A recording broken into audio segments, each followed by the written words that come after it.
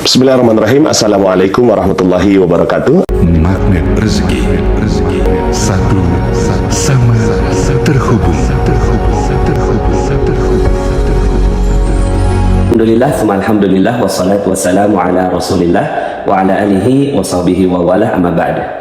Alhamdulillah, senang sekali bisa bertemu kembali di channel YouTube Magnet Rezeki. Saya doakan semoga teman-teman semua mendapatkan keberkahan, kemuliaan, kejayaan dari Allah Subhanahu wa Ta'ala, sehingga Anda menjadi kaya, jaya, berkah, mulia, dan semakin dekat dengan Allah Subhanahu wa Ta'ala. Baik teman-teman semua, pada kesempatan kali ini kita akan melanjutkan materi kita, dan ini adalah video yang kedua berjudul Landasan Magnet Rezeki. Apakah Anda percaya ada keajaiban? Ya, ini pertanyaan yang sama yang saya sampaikan di ujung video yang pertama, ya. Kemudian ini juga yang ingin saya tanyakan kepada Anda semua. Apakah Anda percaya dengan keajaiban?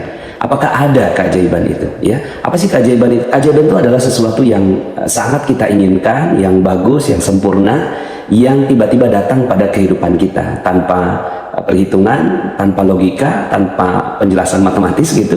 Kemudian tiba-tiba dia datang pada kehidupan kita. Nah, sekarang pertanyaannya adalah, Anda percaya nggak kalau ada keajaiban pada kehidupan Anda?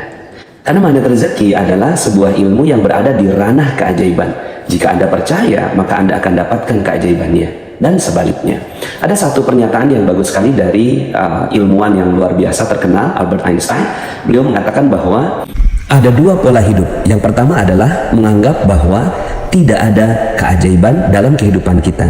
Dan yang kedua adalah menganggap bahwa seluruh kehidupan adalah keajaiban. Dan Anda adalah benar. Saya pribadi memilih untuk percaya bahwa seluruh hidup adalah keajaiban dari Allah Subhanahu wa Ta'ala. Anda menonton YouTube ini adalah keajaiban yang Allah Subhanahu wa Ta'ala ciptakan untuk Anda. Ya, kita ada di tempat ini sekarang adalah sebagai sebuah keajaiban dari Allah. Nah, pertanyaan kedua yang ingin saya tanyakan kepada Anda adalah, untuk apa kisah-kisah ajaib di dalam Al-Quran?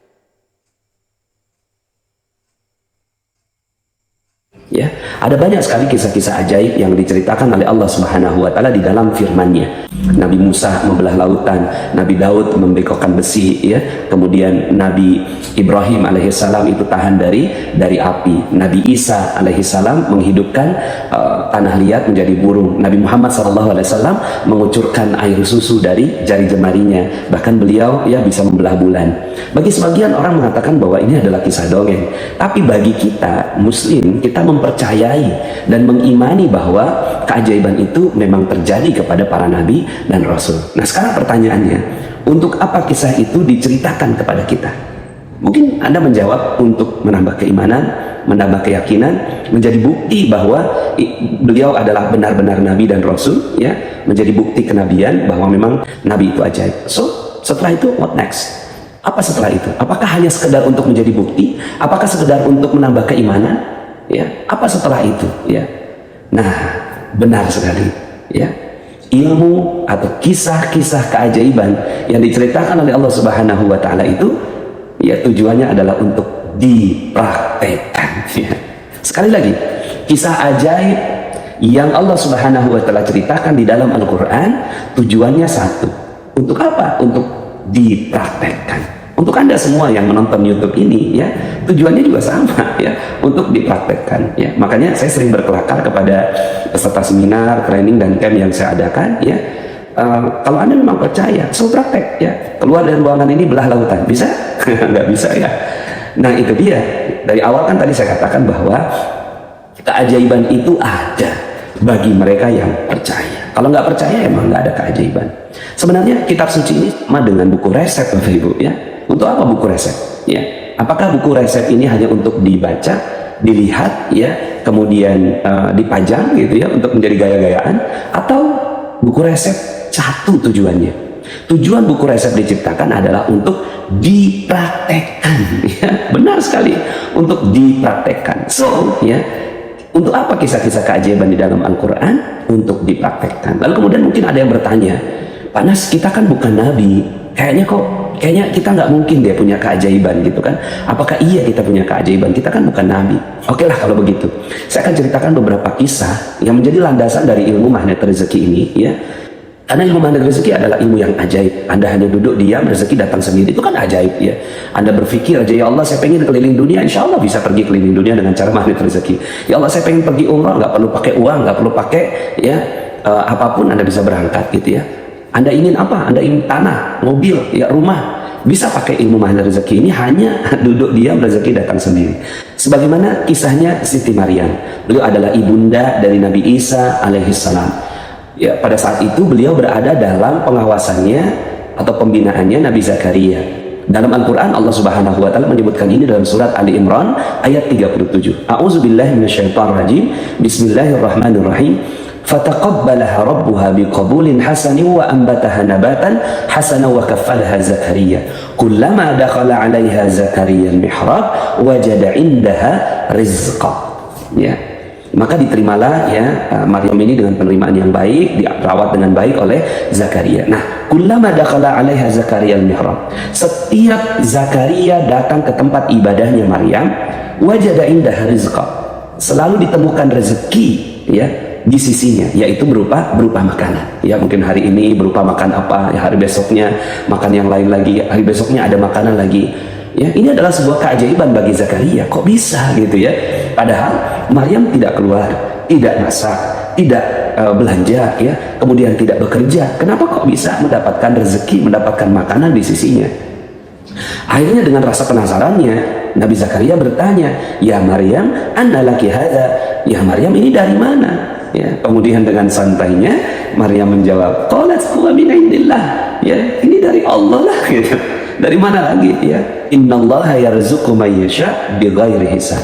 Kalau Allah mau kasih rezeki tanpa perhitungan, tanpa logika, tanpa hitungan matematis. So inilah keajaiban. Ya, kemudian akhirnya ya singkat cerita Nabi Zakaria akhirnya belajar kepada Maryam, minta diajari. Kemudian akhirnya dalam ayat yang ke-38-nya, hunalika da'a Zakaria rabbah. Di sanalah akhirnya Zakaria juga mempraktekkan di dalam mihrabnya. Rabbi habli min ladunka dzurriyyatan thayyibah innaka sami'ud du'a. Yang diminta oleh Zakaria adalah meminta anak, ya. Padahal beliau sudah tua. Akhirnya dapatlah jawaban dari Allah Subhanahu wa taala, keajaibannya. Ya, kemudian pada saat itu Zakaria masih belum percaya. Ya Allah, apa mungkin saya ini sudah tua, ya, sudah sangat tua, sementara istri saya mandul, ya. Kemudian akhirnya dapatlah anak bernama Yahya. Nah, pertanyaannya, untuk apa kisah ini diceritakan kepada kita? Ya benar, untuk dipraktekkan. Ya, untuk apa lagi? Untuk dipraktekkan. Ya. Lalu kemudian mungkin Anda berkata seperti ini, Pak Nas, kita kan bukan keluarganya Nabi. Oke lah kalau begitu. Ya, ada satu kisah lagi, ya, tentang seorang yang sangat-sangat luar biasa bisa dapatkan keajaiban dari Allah Subhanahu wa taala. Ya, namanya Asif bin Barkhiyah. Dalam surat An-Naml ayat 38, ketika itu Nabi Sulaiman mengatakan kepada para pembesar-pembesarnya untuk memindahkan singgasananya Ratu Bilqis. Dari mana? Dari Yaman ke Palestina. Itu jaraknya ribuan kilometer. Lalu kemudian, ya, siapa di antara kalian yang bisa memindahkannya? Qala ifritu minal jin ana atika bihi qabla an taquma min maqamik. Ya. Aku akan memindahkannya, ya, sebelum engkau berdiri dari tempat dudukmu, kata jin ifrit. Lalu kemudian sepertinya Nabi Sulaiman nggak puas lah, kurang lebihnya begitu ya. Kemudian akhirnya ya berkatalah Asif bin Barkhiyah, angkat tangan dia, qala alladzi indahu ilmu minal kitab. Berkatalah seorang yang mendapatkan ilmu dari Alkitab, ya, ana atika bihi qabla ayyartadda ilaika tarfu. Ya. Aku akan memindahkannya sebelum matamu berkedip. Langsung pindah. Kata Nabi Sulaiman alaihissalam, hadza min fadli rabbi liyabluwani a'ashkuru am akfur. Ini adalah karunia dari Tuhanku untuk menguji apakah aku bersyukur ataukah aku kufur pada nikmat Allah Subhanahu wa taala. Ini yang melakukannya bukan Nabi, belum Nabi Sulaiman begitu ya. Ini baru muridnya, ya, yang sukses menjalankan ilmu keajaiban, ya. Nah, sekarang pertanyaannya, untuk apa ilmu ini, untuk apa kisah ini diceritakan kepada kita? Bahkan kita baca berulang-ulang, ya. Kalau Anda sering membaca Al-Quran, ini kan sering ketemu nih, ya. Kemudian ketemu lagi kisah ini, berjumpa lagi dengan kisah ini, diulang-ulang oleh Allah Subhanahu wa taala. Untuk apa kisah ini diceritakan oleh Allah Subhanahu wa taala kepada kita? Hanya untuk menambah keimanan? Hanya untuk menambah keyakinan? Tidak. Untuk dipraktekkan, ya.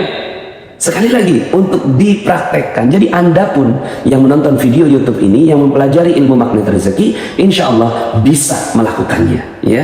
Nah, inilah dalil-dalil yang melandasi ilmu magnet rezeki. Dulunya saya ingin menyebut ini sebagai mihrab rezeki, karena dalilnya tadi ya, kullama dakhala 'alaiha Zakaria al-mihrab wajada indaha rizqa.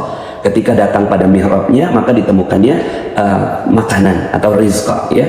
Nah, tapi ya akhirnya saya menjadikan ilmu ini berjudul magnet rezeki. Nah, teman-teman semuanya, ya, insya Allah kita bisa melakukannya.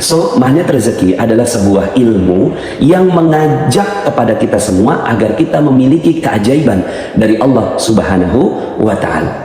Oke lah kalau seandainya Anda mengatakan kita bukan nabi, kita bukan ulama, ya. Nabi itu punya keajaiban namanya mukjizat. Nah, kita tidak mendapatkan mukjizat dari Allah Subhanahu wa Ta'ala. Di bawahnya ada yang namanya ulama. Ulama mendapatkan karomah, ya. Nah, kalau kita seperti kita ini namanya ma'unah, ya, yaitu pertolongan dari Allah Subhanahu wa Ta'ala. Nah, kalau sekarang kita ini berada dalam kesulitan hidup, ya, mungkin ada yang mengalami hutang yang banyak, ya. Ada yang datang kepada saya, Pak, nah saya punya hutang 4 miliar, sementara gaji saya 4 juta. Coba pikir pakai logika. Hutang 4 miliar, ya. Waktu itu dia ikut money game, ya, kemudian dia himpun dana, kemudian akhirnya dia harus mengembalikan ini dana 4 miliar ini, ya, sementara gajinya dia cuma 4 juta. Coba pakai logika. Kalau pakai logika 4 juta, ya, berapa lama dia baru bisa menyelesaikannya? 1000 bulan, 83 tahun baru dia bisa menyelesaikannya. Nah, sekarang berarti kita butuh maunah.